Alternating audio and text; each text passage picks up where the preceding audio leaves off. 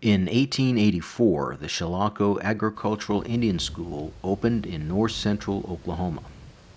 In that same year, the Chilocco Cemetery was established. The cemetery was abandoned in 1935.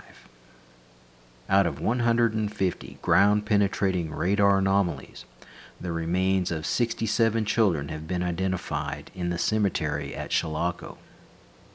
The children belong to 79 tribes. Today, local tribes and individual Native Americans have taken it upon themselves to restore the cemetery and honor those buried here. First little girl was buried here in 1884. It went on to 1935, where the cemetery was used. After 1935, it was abandoned. At some point in time in the history since 1935, the cemetery has ran down a lot, overgrown. Today it's being carefully attended to and cared for.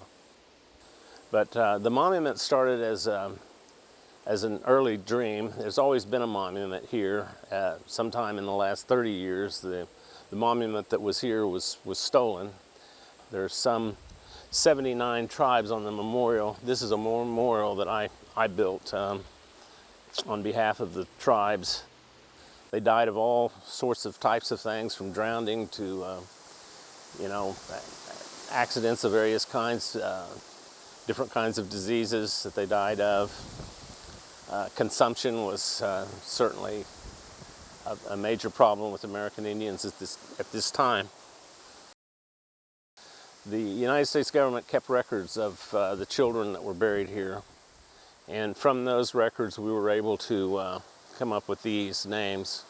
But we also did ground penetrating radar here, and we know that there's a lot more than 80 anomalies under the ground. We've identified over 150 anomalies. So we've tried to keep the area of the cemetery big enough that still in honor of those who are unknown, but still buried here.